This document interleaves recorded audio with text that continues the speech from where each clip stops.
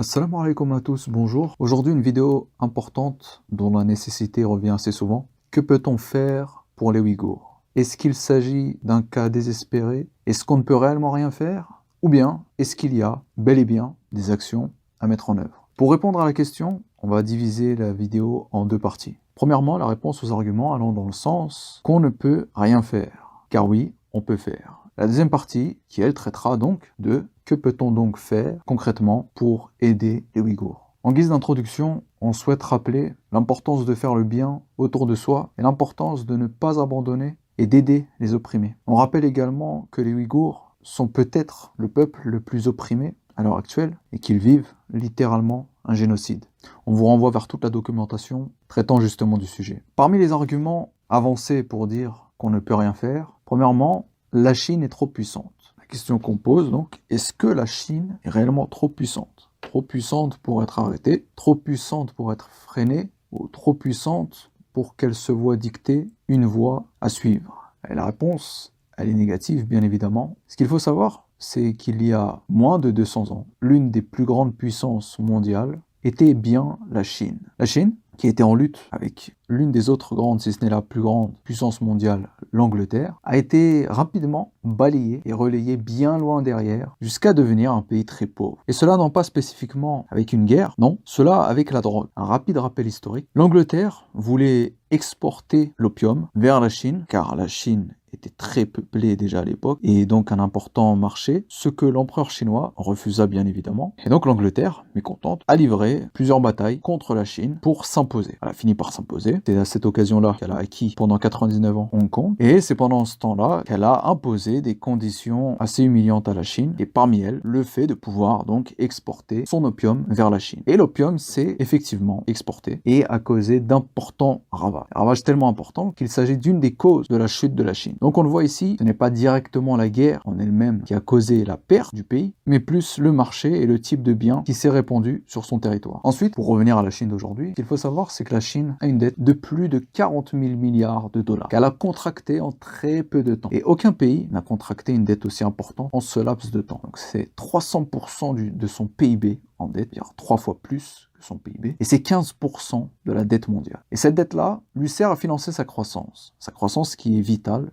et qui est très importante pour qu'elle puisse sortir une classe moyenne suffisamment importante pour pouvoir faire tourner son économie et retrouver durablement sa place au sommet. Elle a donc un problème majeur, elle doit générer beaucoup de croissance en peu de temps. Pas de remboursement de la dette, pas de croissance, et donc chute de l'économie chinoise. Et c'est ce qui explique la volonté de la part des autorités chinoises de développer des infrastructures très rapidement et de façon très solide. C'est-à-dire qu'elles ne négocient pas le développement de ces infrastructures, comme on peut le voir avec ces nombreux ports, et l'implantation ou la réimplantation des routes de la soie. Et c'est aussi grandement en partie pour cela qu'elle est intransigeante sur la question des Ouïghours. Il n'est pas question d'avoir un peuple qui demande à juste titre son indépendance, puisque c'est une terre colonisée, et il n'est pas question de lui donner cette terre qui est riche, très riche en ressources, et par laquelle passe une partie des routes de la soie. Selon Michael Buckley, professeur de sciences politiques aux États-Unis, les économies américaines et chinoises vont très sûrement essayer de se retirer l'une de l'autre de leur dépendance dans le futur. Et selon lui, toujours, le moteur économique chinois ralentit. La croissance a été divisée par 2 ces 10 dernières années, tandis que la productivité chinoise a diminué de 10%, ce qui veut dire qu'elle doit produire plus pour gagner moins. Pour résumer donc ce point, si la Chine fait face à une crise géopolitique en même temps que son économie, l'État chinois va en pâtir. Car l'État chinois repose, en quelque sorte, sur un contrat forcé, semi-implicite avec le peuple chinois. Nous vous fournissons de la croissance et vous ne vous rebellez pas. Nous sommes autoritaires, nous ne négocions pas de grands points que vous voudriez voir émerger. En échange, nous vous fournissons une économie solide, un retour triomphant de la Chine, et voilà. Donc tant que l'économie roule, pas de révolution en vue, pas de changement de paradigme, pas de changement de régime, pas de changement de politique majeure ou de réajustement ou de décolonisation du Turkestan et des Ouïghours, etc. Donc pour conclure ce point, le fait que la Chine est trop puissante, on le voit bien en conclusion de ce premier point, la Chine n'est pas invincible. Et des pays très forts comme elle qui ont chuté, il y en a plein.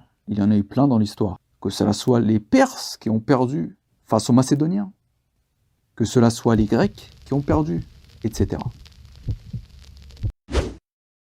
Des boycotts qui ont réussi, en réalité, il n'y en a pas qu'un. Des boycotts qui ont réussi et qui sont d'origine populaire, il y en a. Parmi ces boycotts, nous trouvons encore le mouvement des droits civiques aux États-Unis. On trouve encore le boycott organisé contre les cafés Starbucks en 2001 pour faire pression sur les autorités publiques, qui d'ailleurs au passage n'était pas un boycott visant à sanctionner ou à pénaliser Starbucks, non, mais plutôt à lui demander d'intercéder auprès des autorités publiques pour les revendications de la communauté afro-américaine. Parmi les boycotts, vous avez encore le boycott de la Birmanie, qui de 1988 à 2011 a été boycotté. Vous avez encore le combat entre une organisation gouvernementale et un géant pétrolier, c'est-à-dire Greenpeace et Shell, qui aboutit à la victoire de Greenpeace, qui demandait le boycott des pompes à essence du géant pétrolier pour pouvoir l'empêcher de couler une plateforme pétrolière au large. Vous avez encore, parmi les victoires, la campagne de protestation et de boycott contre Nestlé, qui voulait fournir un substitut au lait maternel en Afrique, ce qui a finalement conduit la marque à devoir changer ses actions. Vous avez encore, au début des années 90, les appels au boycott contre Nike, qui était alors au sommet d'un point de vue du chiffre d'affaires. Et ces attaques, finalement, mettent en péril des années de construction d'une image qu'elle voulait impeccable et exceptionnelle. Qu'est-ce qu'avait fait l'entreprise en réponse? Elle avait tenté d'abord une stratégie d'ignorance, en espérant que l'attention des activistes finirait par se porter sur d'autres entreprises, mais en vain, car elle est contrainte finalement à adopter une position plus claire. En 92, face à la baisse constante de ses ventes, elle n'a d'autre alternative que d'officialiser un changement radical dans les conditions qu'elle impose à ses sous-traitants. Au point que finalement, elle va même diligenter des employés pour travailler justement sur les questions environnementales et sociétales. Ensuite, il y a des boycotts avec des mauvaises intentions, comme le boycott des Américains, des vins français, suite à la prise de position de la France contre la guerre en Irak en 2003, qui aurait imputé de 13% les ventes françaises. Ce qui est énorme, on le rappelle. Donc on le voit à travers ces exemples, il y a eu beaucoup de boycotts. Il y en a qu'on n'a pas évoqués, mais en tout cas ce qui est sûr, c'est que le boycott en lui-même n'est pas inefficace à condition de réunir certains paramètres. Le sociologue américain Brian King a fait une étude sur la vulnérabilité des entreprises au boycott en termes d'image et en termes financiers. Pour lui, à lui seul, l'impact sur l'image importe en effet beaucoup pour les entreprises. On le voit dans le cas concret, lorsque les gens ont commencé à interpeller Adidas, par exemple, sur l'implication des Ouïghours dans leur chaîne de production, qu'est-ce qu'a fait Adidas ou qu'est-ce qu'a fait encore Lacoste? Bien, tout simplement, ils ont anticipé une perte probable des ventes ou un impact sur leur image en clarifiant et en apportant des garanties par rapport au travail forcé des Ouïghours. Donc, Brian King, lui, démontre que simplement l'impact sur l'image importe beaucoup pour les entreprises. Dans son étude, qui a porté sur 144 boycotts, il dit que 43 ont conduit à l'obtention de leurs revendications. 43 sur 144, ça fait à peu près 30%. Et 30%, c'est énorme. 30%, c'est largement suffisant pour prouver que le boycott, oui, est une solution viable pour atteindre nos revendications. Et bien sûr, en répondant à l'argument « le boycott ne sert à rien », on répond aussi par ailleurs à l'argument « seuls les États peuvent agir », puisque la majorité des boycotts ne sont pas d'initiative étatique. Maintenant qu'on a répondu à l'affirmation concernant le fait que le boycott ne servirait à rien, passons à la suivante. On ne peut pas boycotter la Chine. Donc, plusieurs personnes affirment qu'on ne pourrait pas boycotter la Chine, car la Chine produirait tout.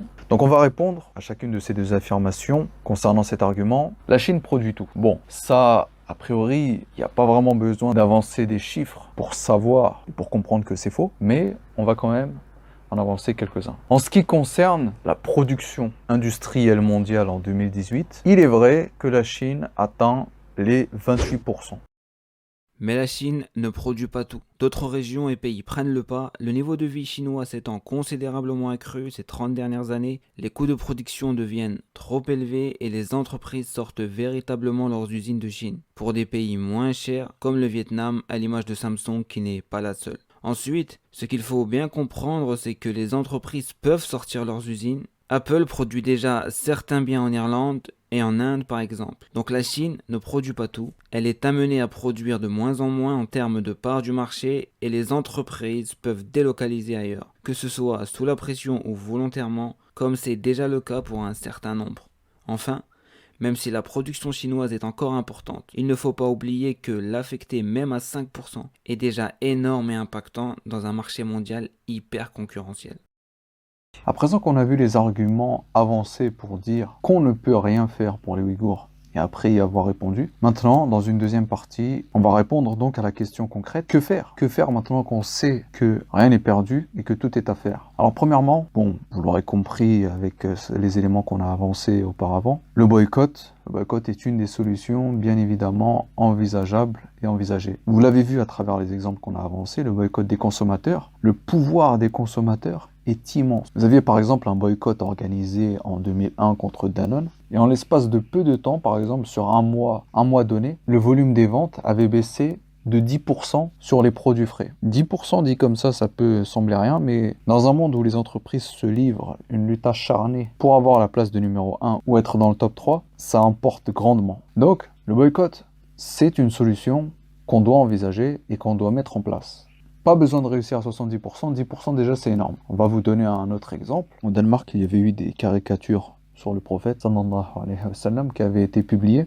Et en retour, les pays musulmans avait appelé un boycott massif des produits danois. Ce boycott, la Banque nationale danoise, elle avait affirmé qu'il pouvait engendrer une perte annuelle d'1,6 milliard de dollars dans seulement 20 pays musulmans. Imaginez à l'échelle mondiale. 1,5 milliard pour le Danemark annuellement, c'est littéralement énorme. Et pourtant, on le répète, c'est pas 100% de leur vente. Les 20 pays musulmans qui ont boycotté le Danemark, les produits danois, ne concernent pas 100% de leur vente annuelle. Clairement pas. Et pourtant, ça suffit à alarmer de hauts responsables danois, jusqu'à ce qu'un haut commissionnaire de l'Union européenne s'y mêle et menace les gouvernements des pays en question. Pour vous donner un autre exemple, la directrice du marché, de la politique du marché international de la Confédération danoise, avait dit clairement que c'était une grande préoccupation pour l'organisation qu'elle dirigeait. Donc ça, il faut en avoir aucun doute, pour résumer, qu'une baisse effective de 5-10%, ça peut déjà être énorme. Et des exemples de boycotts qui ont réussi, en ayant sur le total qu'une petite partie des ventes ayant baissé, on a déjà cité les preuves, on ne va pas revenir dessus, mais voilà, vous avez des exemples, vous en avez plein. Autre point pour s'organiser pour la libération des Ouïghours, que cela soit en utilisant le boycott comme moyen ou autre chose, il y a l'importance de faire signer aux influenceurs, aux personnalités publiques, aux stars, etc., l'engagement qu'ils ne contractent plus, qu'ils ne feront plus de partenariat ou autre type d'engagement avec les entreprises concernées par l'exploitation des Ouïghours, etc. Donc ça, c'est un autre moyen, que cela soit dans le sens du boycott ou non, d'incriminer les entreprises en question et de leur faire peur pour leur image de marque et pour leur vente en général. Enfin donc, dernier point, ou dernière solution qu'on propose pour faire avancer la cause, s'organiser en groupe de travail de différents milieux, que ce soit des ingénieurs, des docteurs, des économistes, même des étudiants, bref, plusieurs groupes de travail pour trouver justement des solutions. C'est-à-dire que plus on aura de groupes, plus on aura de gens de différentes catégories, plus on pourra faire des brainstorming intéressants et donc proposer, avancer des solutions concrètes, faciles, qui feront avancer la cause. Et avant d'entamer la conclusion, il faut rappeler que pour faire quoi que ce soit, il faut déjà commencer. Donc déjà, normalement, vous avez déjà entendu notre vidéo sur le fait de rentrer dans des groupes Twitter pour faciliter la coordination dans les actions à venir. Ça déjà, c'est un bon début. Et félicitations à ceux qui y sont rentrés, car ça va nous faciliter énormément quand on aura des causes, des actions à faire parvenir au plus grand nombre. Et ça, c'est très important. Point final. Chaque jour, chaque semaine, chaque mois qui passe, creuse un peu plus le génocide. Un génocide de musulmans. Un génocide qui connaît un commencement et une fin. Il n'en existe pas d'autre. Et le génocide ouïghour n'échappe pas à la règle. Il a un commencement, on le connaît tous, c'est cette décennie, la décennie du président Xi Jinping et sa politique. Quant à la fin de ce génocide, il se peut que sa fin soit tout simplement parce que la Chine pensera avoir suffisamment éradiqué de Ouïghours pour contrôler le territoire et pour contrôler le reste de la population et avoir sécurisé sa politique de désislamisation totale du peuple. Donc la question qui en revient, c'est est-ce qu'on va laisser la fin de ce génocide être la disparition des Ouïghours ou une disparition partielle avec une volonté